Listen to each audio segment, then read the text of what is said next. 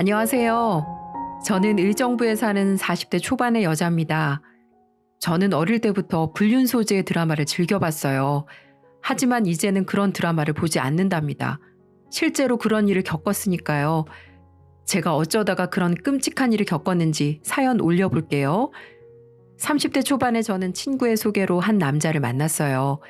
대기업 생산직에 다니는 남자였어요.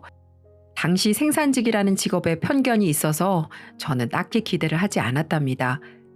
하지만 막상 카페에서 남자분을 만나니 마음에 쏙 들더라고요. 생산직에 다닌다길래 투박하고 무심한 남자일 거라고 예상했는데 남자분은 안에 여자가 들어앉아 있는 게 아닐까 싶을 정도로 다정하고 세심하더군요. 어릴 때부터 다정한 남자가 이상형이었던 저는 남자분에게 푹 빠져들었어요. 다행히 그분도 저를 좋아해 주셔서 금세 연인이 되었습니다. 남부럽지 않은 연애를 한 저희는 교제 1년 만에 결혼을 하게 되었고요. 정말 행복했습니다. 다정한 데다가 대기업 생산직이라는 탄탄한 직업을 가진 남자와 결혼했으니까요.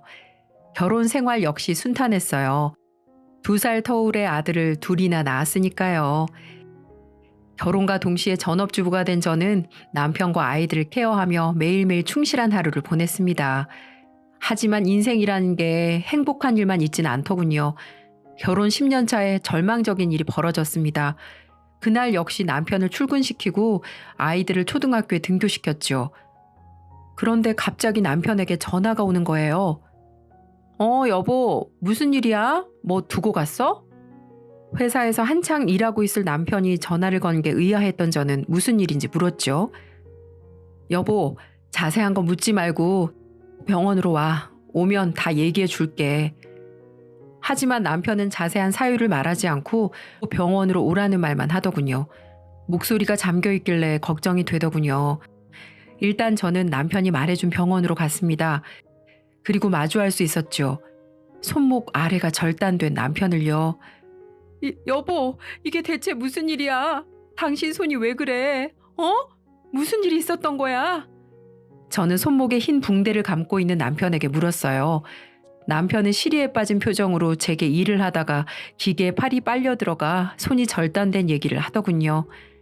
대처가 너무 늦어서 봉합 수술도 할 수 없었고요. 일단 저는 남편을 위로했습니다. 저도 놀라긴 했지만 가장 놀라고 슬픈 건 남편일 테니까요. 하지만 슬픔은 그것으로 끝이 아니더군요. 회사는 정말 냉정했고 일을 할 수 없는 남편을 잘라버렸어요.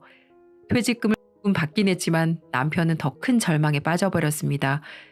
그날부터 남편은 매일 소주만 마시더군요. 이제 그만하라는 말에 남편은 미안하다는 말만 반복했고요. 여보, 미안해. 내가 조금만 조심했어도 이런 일은 없었을 텐데. 앞으로 나 어떡하지? 우리 진우랑 민우 이제 초등학교 들어갔는데 몇 푼 되지도 않는 퇴직금으로 어떡하냐고. 남편은 완전히 수렁에 빠져 있었어요. 이제 초등학교 저학년인 아이들을 어떻게 키울지에 대해 고민하더군요. 손을 잃은 이상 제대로 된 일을 할 수 없을 테니까요. 저는 푹 썩어버린 듯한 남편을 위로하기 위해 말했답니다. 여보, 당신이 못하면 내가 하면 되지 뭐가 문제야. 내가 당신이랑 애들 먹여 살릴 테니까 걱정하지 마. 남편을 위로하고 싶은 마음에 내뱉은 말이기는 했지만 정말로 제가 돈을 벌 생각으로 한 말이기도 했어요. 요리에도 자신이 있으니 남편의 퇴직금으로 어떻게든 살아갈 수 있을 거라고 생각했죠. 업종을 고민하던 저는 반찬 가게를 차렸습니다. 사실 처음이라 큰 기대는 하지 않았어요. 그저 월 200 정도의 수입만 올릴 수 있으면 그만이라고 생각했죠. 하지만 결과는 생각보다 좋았답니다. 대중적인 입맛을 잡았던 건지 오픈하자마자 장사가 잘 되더군요. 생활비 부담에서 벗어난 저는 기쁜 얼굴로 남편에게 말했어요. 여보, 이제 내가 가장 역할을 할 수 있으니까 걱정하지 마. 내가 우리 애들 부족하지 않게 키울 수 있을 거야. 그러니까 이제 훌훌 털고 일어나. 당신이 좋아하는 것도 하면서 살고, 경제적 문제가 해결된 저는 남편이 상처를 훌훌 털고 일어나길 바랐습니다. 제 진심이 통한 덕인지 남편은 술을 점점 줄이더군요. 그리고 산책을 하거나 조기 축구 동호회에 가입해 운동을 하기도 했어요. 가게를 혼자 운영하는 건 고됐지만 남편의 상처가 아물어가는 것 같아 기분이 좋았답니다. 그러던 어느 날이었어요. 재료가 일찍 동난 나머지 일찍 퇴근했는데 아파트 앞에 남편이 있더라고요. 문제는 곁에 여자가 있다는 점이었어요. 당신 뭐해? 제가 다가가자 남편은 흠칫 놀라더군요. 잘못을 하다가 마치 들키기라도 한 것처럼요. 당신 이 시간에 어쩐 일이야? 퇴근할 시간 한참 멀었잖아. 재료가 다 떨어지는 바람에 일찍 퇴근했어. 그런데 이분은 누구셔? 그게 조기 축구 동호회 있지? 거기 매니저 하시는 분이야. 남편은 함께 대화를 나누던 여자를 소개했습니다. 여자 역시 제게 어색한 인사를 건네더군요. 그 자리는 어찌저찌 정리가 되었어요. 축구 동호회 매니저라는데 뭐 어쩌겠어요. 그런데 자꾸만 찜찜한 기분이 들더라고요. 회원간이라 하기엔 너무 가까워 보였고 여자를 소개해주던 남편이 말을 더듬는 것도 미심쩍었고요. 그렇게 생각하니 모든 게 이상하게 느껴지더군요. 사실 얼마 전부터 부부관계가 아예 없었거든요. 제가 한 번씩 외로울 때 남편한테 그런 눈빛을 주면 남편은 그냥 물건 보듯 저를 피했었거든요. 의심은 점점 커졌고 제 눈으로 둘 사이의 관계를 직접 확인해야겠다는 생각이 들었어요. 그러던 어느 날이었습니다. 평범한 주말을 보내고 있는데 남편이 배가 아픈지 화장실로 달려가더군요. 이때다 싶었던 저는 남편의 핸드폰을 확인했죠. 비밀번호가 걸려 있었지만 결혼기념일이라 문제가 되진 않았습니다. 전 일단 통화 내역을 뒤졌어요. 하지만 별게 없더군요. 매니저 번호가 있긴 하지만 정말 가끔 통화한 것뿐이었어요. 불륜이 아닌 건가 하고 포기하려다가 사진첩 어플에 들어갔어요. 별거 없겠지 하고 들어갔던 저는 충격에 빠지고 말았습니다. 그곳에는 남편과 그때 보았던 여자가 단란하게 찍은 사진들이 가득했거든요. 심지어 모텔에서 가운을 입고 찍은 사진도 있더군요. 손발이 벌벌 떨렸습니다. 하지만 저는 증거를 확보하기 위해 사진들을 전부 제 핸드폰으로 옮겼죠. 당신 뭐해? 화장실에서 나온 남편이 방으로 오더니 제게 뭘 하냐고 묻는 거예요. 간발의 차로 사진첩을 뒤지는 모습을 들키지 않았던 저는 뭘 좀 찾으러 왔다고 둘러댔죠.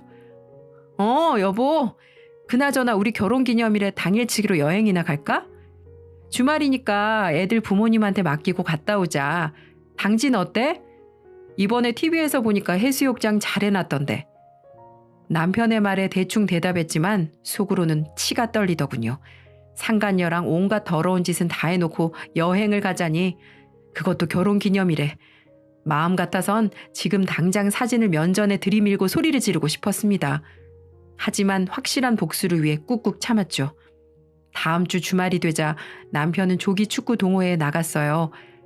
저는 집에 있는 척을 하며 남편이 축구를 하는 곳에 찾아가 멀리서 지켜봤죠. 그리고 저는 억장이 무너지는 광경을 볼 수 있었네요. 남편이 상간녀와 팔짱을 끼며 부비적거리고 있었거든요. 마치 상간녀가 와이프 같더군요. 달려가서 머리채를 싹 다 쥐어뜯고 싶었답니다. 하지만 남편과 상간녀에게 완벽한 복수를 하기 위해 이를 악물고 참았죠. 두 사람의 사진을 찍은 저는 그 매니저라는 여자의 신상을 수소문하기 시작했습니다. 찾는데 어렵지는 않았어요. 마침 조기 축구회에 나도 아는 사람이 있어서 물어봐서 알 수 있었죠. 상간녀는 카페를 운영하던 사람이었죠. 좁은 동네인지라 카페의 위치가 어딘지 곧바로 알겠더라고요. 그런데 의아한 점이 있었어요. 그 카페의 사장님은 남자였거든요. 그제야 깨닫게 되더군요. 제 남편만 바람을 피운 게 아니라 상간녀마저도 불륜을 저지르고 있었다는 것을요. 저는 날이 밝자마자 카페에 찾아갔습니다. 다행히 남자 사장님 뿐이었어요. 저는 할 얘기가 있다면서 사장님을 불러냈습니다. 누구십니까? 무슨 일이에요? 빨리 말씀하세요. 가게 비우면 안 되니까. 네, 시간 없으신 것 같으니까 결론부터 말씀드릴게요. 사장님 아내분께서 지금 바람을 피우고 있어요. 그것도 제 남편이랑요. 시간이 없다는 남자의 말에 저는 결론부터 말했어요. 서로의 배우자가 바람을 피우고 있다는 사실을 알려 힘을 모아 복수를 할 생각이었거든요. 하지만 남자의 반응은 시큰둥한 표정을 짓더니 그래서요? 라고 하더군요. 그래서라뇨? 사장님 아내분이 바람을 피우고 있다고요. 축구 동호회 매니저를 하러 다니는 게 아니라 회원인 제 남편이랑 바람을 피우고 있다고요. 혹시 바람이 무슨 뜻인지 모르세요? 압니다. 그래서 뭐 어쩌라고요. 뭐 당신 남편이 바람을 피우는 건 안타깝게 됐지만 저랑은 관계없는 일입니다. 한두 번도 아니고 이제 해탈했다고요. 해탈이라고요? 대체 그게 무슨 소리예요? 무슨 소리냐는 제 물음에 남자는 사정을 말해주더군요. 아내가 바람을 피운 건 한두 번이 아니며 자신은 어쩔 도리가 없다고 하더군요. 이 건물이랑 카페 보이죠? 이게 다 장인어른 소유예요. 그런 상황에서 제가 바람 좀 피운다고 이혼하자고 말할 수 있을 것 같아요? 절대 못합니다. 그 여자랑 이혼하면 전 길바닥에 나앉는다고요. 대충 사정을 알겠더군요.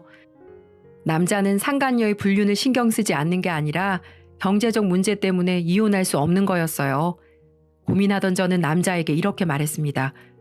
그럼 경제적 문제만 해결되면 이혼할 수 있다는 거죠? 저는 남자와 함께 작전을 짰어요. 남편과 상간녀를 완벽하게 무너뜨릴 수 있는 작전을요. 그날 저녁 저는 외식을 하자며 남편을 불렀어요. 대게를 먹으러 갔는데 남편은 불편한 손을 이용해서 대게를 발라 저와 아이들에게 나눠주더군요. 하지만 저는 먹을 마음이 전혀 들지 않았어요. 상간녀와 부비적거리던 모습이 자꾸 떠올랐기 때문이죠. 여보, 왜 안 먹어?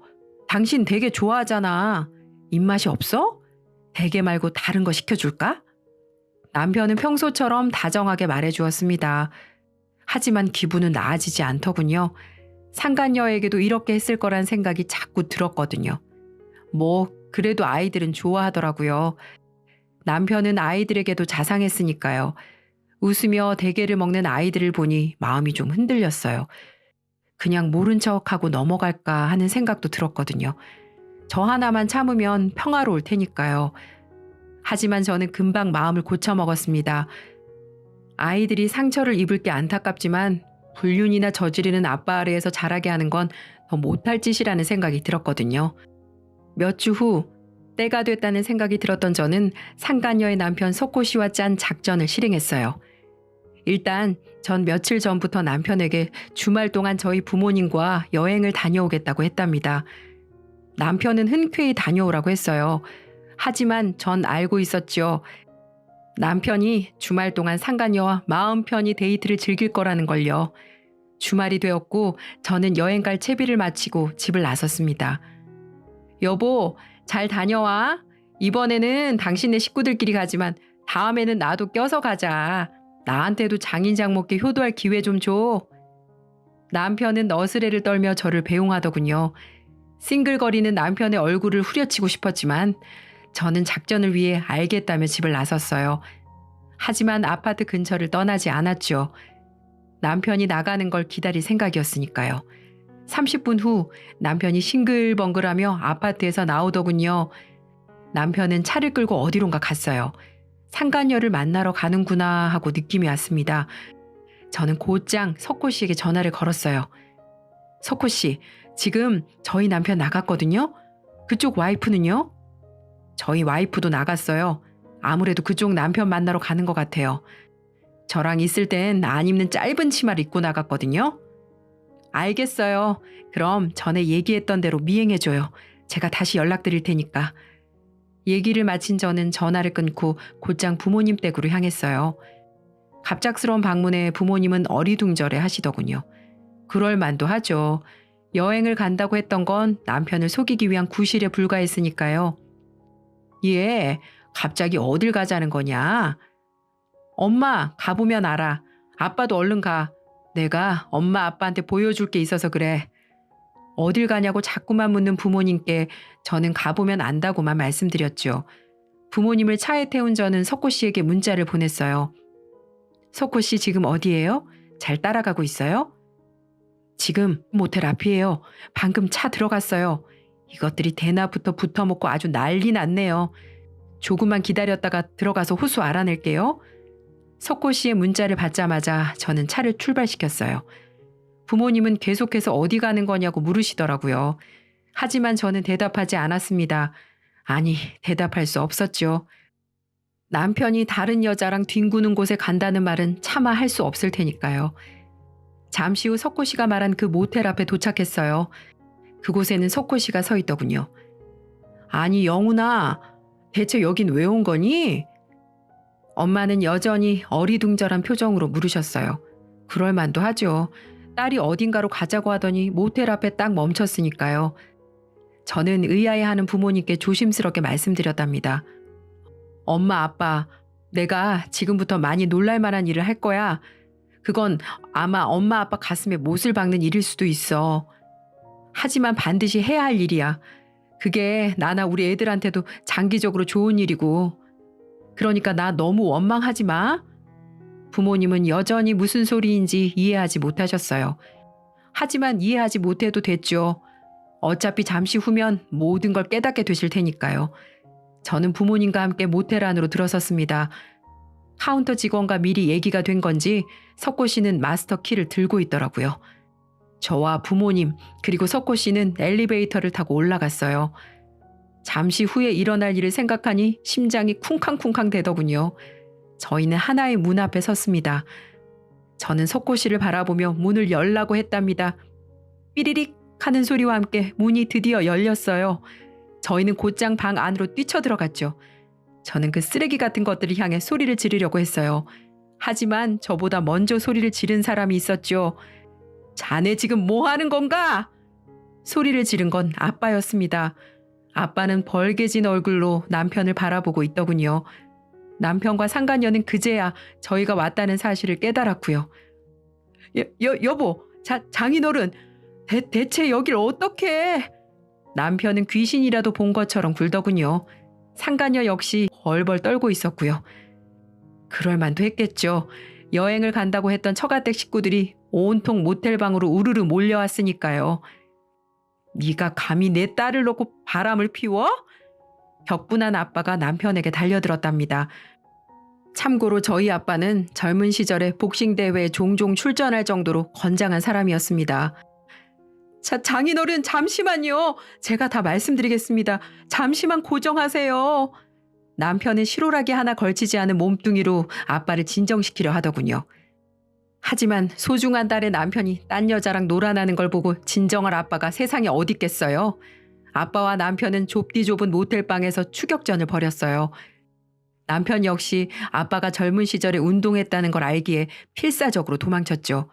어찌저찌 아빠를 피한 남편은 모텔방을 벗어나 복도를 향해 힘껏 달렸어요. 아빠한테 두들겨 맞는 것보단 낫다고 생각했겠죠. 방에 남은 저는 상간녀를 바라보며 소리쳤답니다. 네가 감히 내 남편이랑 놀아나? 뭐? 축구 동호회 매니저일 뿐이라고? 야, 매니저가 회원들 욕구도 풀어주는 거였니? 너 기대해. 내가 네 인생 어떻게 무너뜨리는지 기대하라고. 저는 상간녀에게 고래고래 소리를 질렀습니다.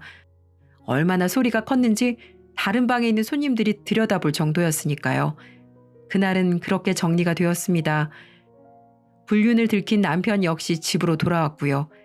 저희 아빠에게 얼마나 얻어 터졌든지 눈에는 멍이 가득하고 입술은 또 다 터졌더군요. 소식을 들은 시부모님들이 저희 집에 오셨습니다. 시아버지는 남편의 얼굴을 보고 담배만 뻑뻑 피우셨고 시어머니는 제게 연신 사과하시더군요. 아가, 정말 미안하다. 내가 자식 하나 잘못 키워서 너한테 큰 상처를 줬어. 미안하다. 어머니 사과하실 거 없어요. 잘못은 저 사람이 했는데 왜 어머님이 사과하세요? 그리고 이제 다 끝났어요. 저는 이제 저 사람한테 만정 다 떨어졌어요. 어머니, 저희 이혼할 거예요. 아가, 그것만은 참아주라. 한 번만 참아주면 안 되겠니? 내 자식이 잘못한 건 100번 사실이지만 부부의 인연이 그렇게 쉽게 끊어져서야 되겠니? 흠이 많은 녀석이지만 이번 한 번만 품어주면 안 될까?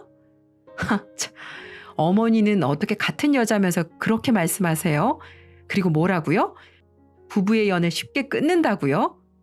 어머니, 저는 저 사람 손이 저렇게 됐을 때도 지켜주겠다면서 나가서 이렇게 돈 벌어온 사람이에요.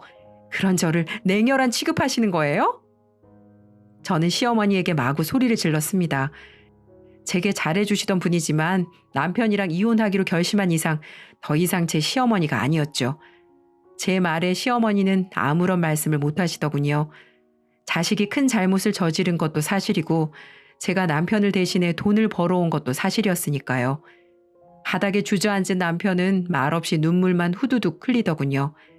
어긋난 욕망으로 인해 상황을 이렇게 만든 것도, 또 그 상황으로 인해 자신의 부모님이 사과하게 만든 것도 전부 절망적으로 느껴졌겠죠. 하지만 저는 남편에게 어떤 동정심도 느끼지 못했답니다. 제가 일하러 간 동안 딴 여자랑 놀아난 남자를 어떻게 용서할 수 있겠어요?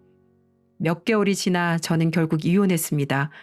친권은 당연히 저에게 왔고 재산 분할 또한 제게 유리하게 돌아왔어요. 심지어 남편은 유책 배우자가 되어 제게 위자료까지 지급해야 했죠. 엄마, 왜 이제 아빠는 같이 안 사는 거야? 아들들은 제게 왜 아빠와 같이 살지 않는지에 대해 물었어요. 하지만 저는 사실대로 답할 수 없었답니다. 아빠란 사람이 다른 여자랑 사랑하는 바람에 이혼했다고 할 수는 없는 일이니까요. 그래도 미래에 대한 걱정은 하지 않았습니다. 착한 아이들이기에 저의 결정을 지지해 줄 거라 생각했기 때문이죠. 남편과의 관계를 정리한 저는 석호 씨를 돕기 위해 나섰어요.